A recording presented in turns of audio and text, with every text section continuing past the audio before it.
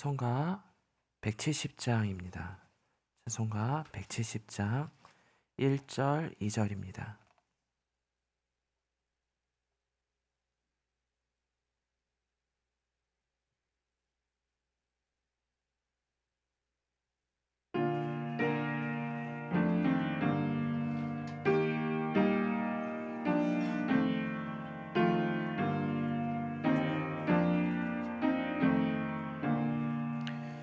내 주님은 살아계셔 날 지켜주시니 그 큰 사랑 인하여서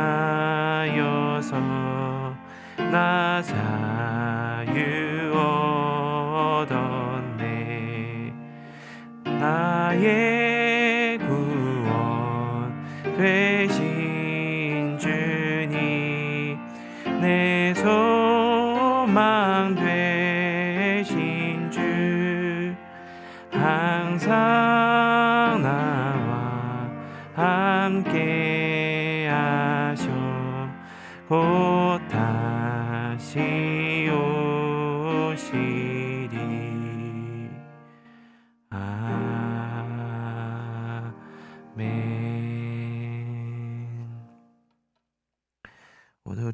오늘 우리에게 주신 하나님의 말씀은 사사기 6장입니다. 사사기 6장 11절에서 16절 말씀입니다.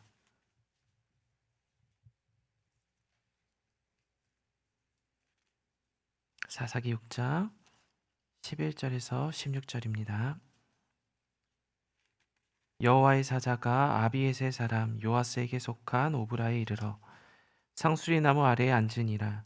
마침 요아스의 아들 기드온이 미디안 사람에게 알리지 아니하려 하여 밀을 포도주 틀에서 타작하더니 여호와의 사자가 기드온에게 나타나 이르되 큰 용사여 여호와께서 너와 함께 계시도다 하매 기드온이 그에게 대답하되 오 나의 주여 여호와께서 우리와 함께 계시면 어찌하여 이 모든 일이 우리에게 일어났나이까.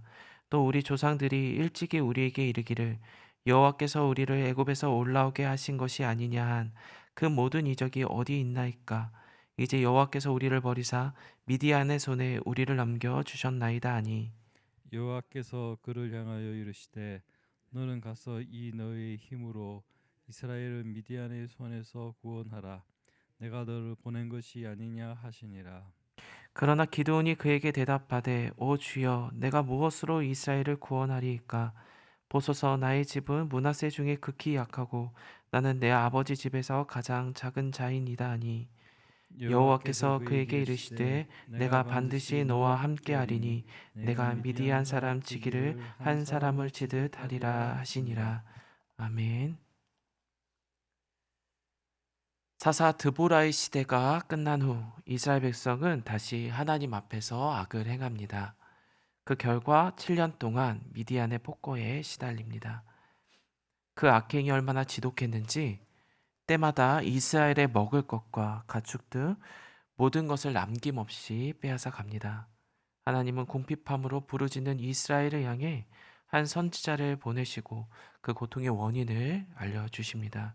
6장 10절의 말씀, 내가 또 너희에게 이르기를 나는 너희의 하나님 여호와이니 너희가 거주하는 아모리 사람의 땅의 신들을 두려워하지 말라 하였으나 너희가 내 목소리를 듣지 아니하였느니라 하셨다 하니라. 선지자는 고통의 이유를 하나님보다 이방신, 세상을 더 두려워하고 하나님의 목소리를 듣지 않았기 때문이라고 말합니다. 그럼에도 이스라엘 백성들은 회개하지 않고 오로지 자신들의 고통을 부르짖을 뿐입니다. 그 가운데 하나님은 기드온을 찾아가시고 사사로 부르십니다. 말씀을 통해 하나님께서 어떻게 자신의 백성을 만들어내시는지 살펴보도록 하겠습니다.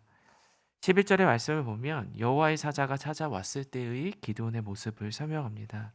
마침 요아스의 아들 기드온이 미디안 사람에게 알리지 아니하려 하여 밀을 포도주 틀에서 타작하더니 기드온은 미디안 사람들에게 먹을 것을 들키지 않기 위해 집 안에서 밀을 포도주 틀로 타작합니다. 공개된 장소에서 소와 타작 기구들을 사용하는 것이 아니라 포도주 틀에서 작은 막대기를 들고 곡물을 타작하는 방법을 그가 선택한 이유는 미디안의 힘과 압제에서 오는 공포가 그에게 매우 컸기 때문입니다. 그때 여호와의 사자가 나타나서 기드온에게 이렇게 이야기합니다. 12절 여호와의 사자가 기드온에게 나타나 이르되 큰 용사여 여호와께서 너와 함께 계시도다. 여호와의 사자는 기드온에게 큰 용사여 여호와께서 너와 함께 계시도다라고 말합니다. 이 말에 기드온은 어떻게 반응했을까요? 기드온은 발끈합니다. 숨어서 밀을 까고 있는 자신의 모습을 놀린다고 생각했기 때문입니다. 그래서 하나님을 향해 13절의 말씀처럼 불평과 원망을 쏟아냅니다. 이스라엘 백성들의 범죄, 회개하지 않는 현실 등은 생각하지 못한 채 이러한 고통을 겪게 하신다고 자신들을 버리셨다고 하나님을 비난합니다. 하나님은 그런 그를 향해 미디안의 손에서 내가 구원하라. 내가 너를 보낼 것이다. 라고 말씀하십니다. 그러나 기드온은 자신은 그러한 힘이 없는 약하고 작은 자라며 하나님의 말씀을 듣지 않습니다. 이러한 기드온을 하나님은 어떻게 큰 용사로 만들어내실까요?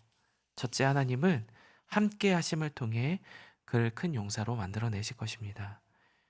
사사기 6장 12절 하반부를 보니까 여호와께서 너와 함께 계시도다. 6장 16절 여호와께서 그에게 이르시되 내가 반드시 너와 함께 하리니. 오늘 본문의 서두와 말미에서 하나님은 반복적으로 그와 함께 할 것이라고 말씀하십니다. 즉 내가 하나님임을 내가 보게 될 것이라는 것과 이 전쟁이 너 기드온에게 달린 것이 아닌 나 하나님의 손에 달렸음을 알게 할 것이라고 말하고 있는 것입니다. 하나님과 함께 하심으로 말이죠. 둘째, 하나님은 그에게 은혜를 경험하게 하심으로 그를 큰 용사로 만들어내실 것입니다. 기드온은 여전히 하나님을 신뢰하지 못합니다. 그는 여전히 믿음 없는 자입니다. 그렇기 때문에 그는 하나님께 은혜를 구합니다. 그리고 하나님은 그에게 은혜를 경험하게 하십니다. 한 번은 표징이 될 기적을 요구할 때, 다른 한 번은 하나님이 누군지 깨닫고 자신의 죄됨으로 인해 죽게 되었을 때, 이렇게 두 번 하나님은 그에게 은혜를 주십니다. 사사기 6장 22절에서 23절의 말씀을 보니까 기드온이 그가 여호와의 사자인 줄을 알고 이르되 슬프도소이다. 주 여호와여 내가 여호와의 사자를 대면하여 보았나이다 하니 여호와께서 그에게 이르시되 너는 안심하라 두려워하지 말라 죽지 아니하리라 하시니라.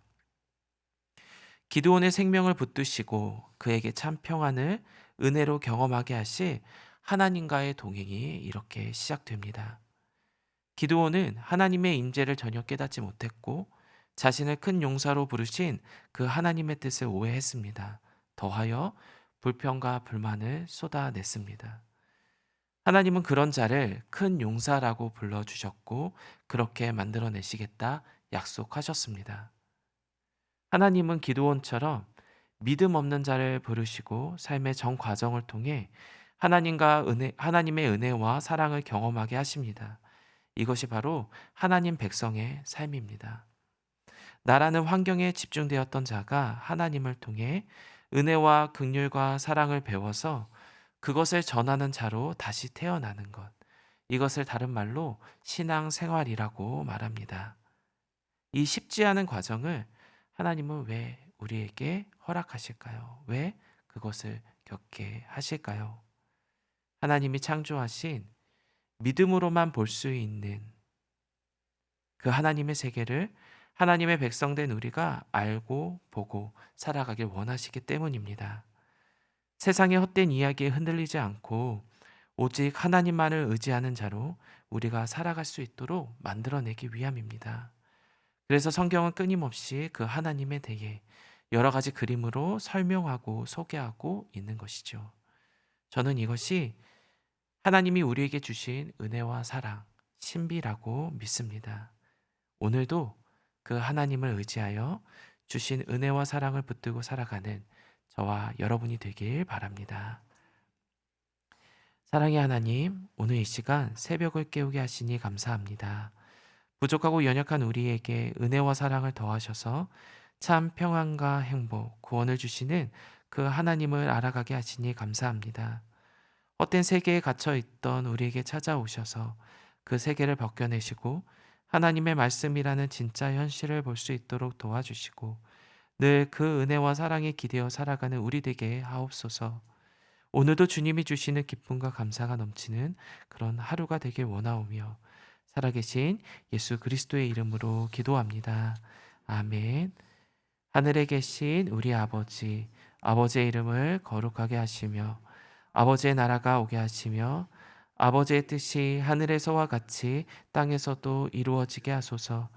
오늘 우리에게 일용할 양식을 주시고 우리가 우리에게 잘못한 사람을 용서하여 준 것 같이 우리 죄를 용서하여 주시고 우리를 시험에 빠지지 않게 하시고 악에서 구하소서.